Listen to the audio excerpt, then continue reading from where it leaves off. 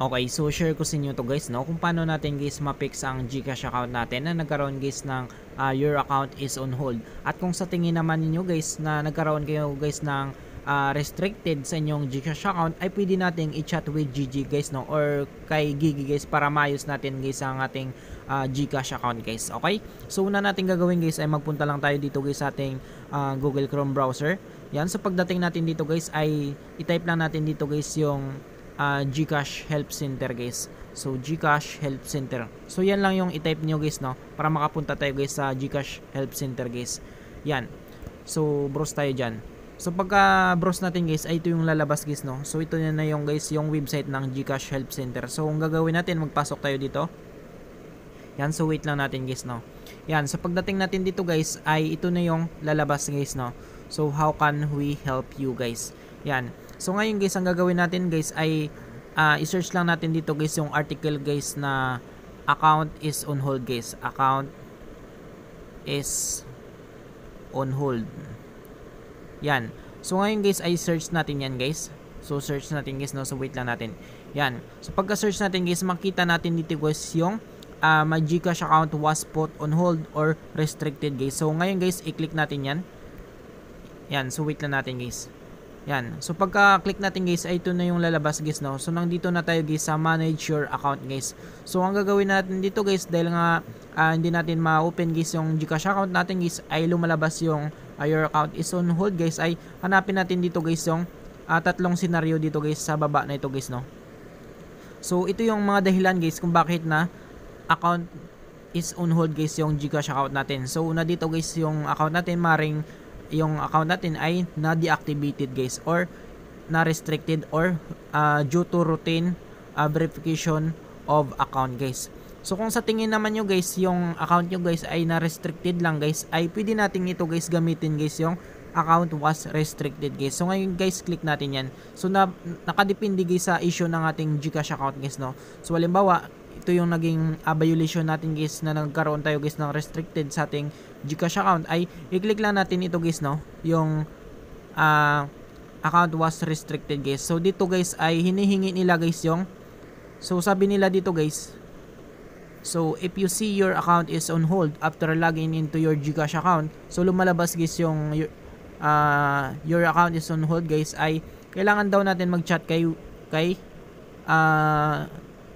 Gigi ba o Gigi, basta ganito guys, mag-chat tayo kay Gigi or kay Gigi and type account on hold guys. Yan, to learn how to regain access, be ready to upload.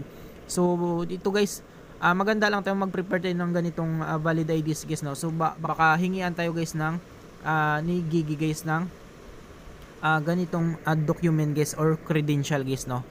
Yan, so kailangan daw dito guys para ma-regain access natin guys yung account natin guys, ay kailangan natin guys yung photos of to valid government issues ID, at yung pangalawa guys yung selfie with the ID. Yan, tapos yung screenshot of your phone SIM settings showing your GCash registered number as proof of owner guys. So screenshot lang natin guys sa yung SIM settings natin or SIM info natin sa settings, tapos screenshot natin at pwede na nating isubmit yan siya guys, no. So yan lang yung pwedeng hingiin sa atin guys ni GCash guys, no, para ma-access natin guys ulit guys yung ating GCash account guys. So ngayon guys, ang gagawin natin guys ay click natin guys yung chat with Gigi na ito or Gigi na ito. Yan, so i-click natin guys yung chat with Gigi na yan. Yan, so wait lang natin guys, no. So kailangan natin guys ma-report guys, no, na yung account natin guys ay na-hold guys, no.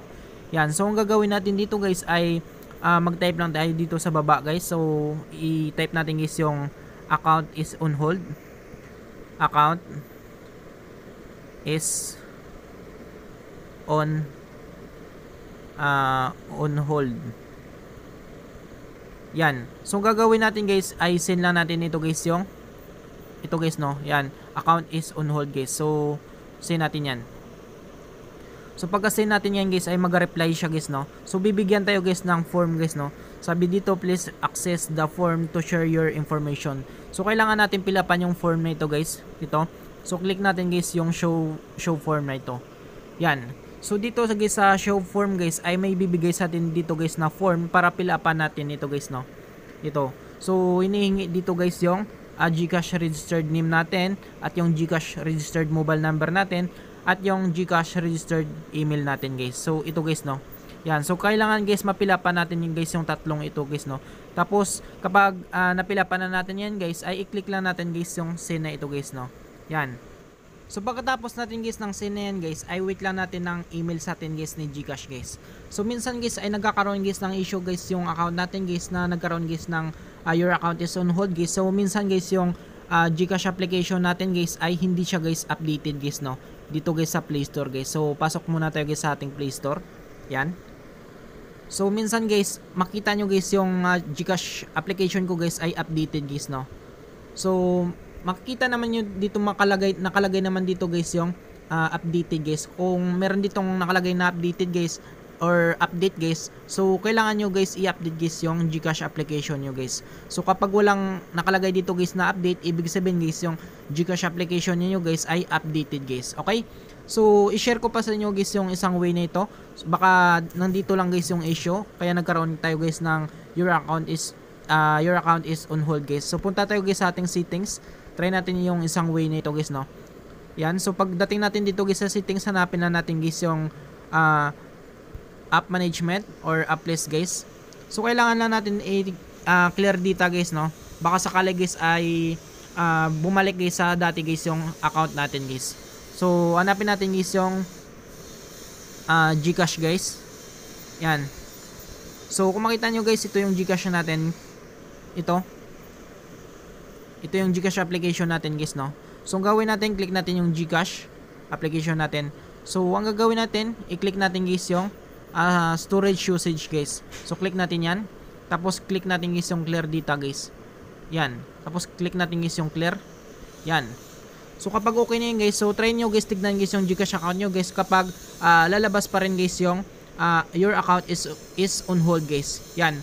So gano'n lang kadali guys no, kung paano natin guys ma-fix guys yung ating GCash account guys na nagkaroon guys ng issue na your account is on hold guys, or waitin nyo guys yung email guys ni GCash guys. Okay? So I hope guys na makatulong sa inyo itong video tutorial natin guys. Maraming salamat sa panonood guys no. Sa mga bago pa lang sa ating YouTube channel guys, huwag natin kalimutang i-click guys yung subscribe at yung notification bell button para ma-update ko kayo guys sa susunod nating video tutorial. Thank you guys and God bless sa lahat.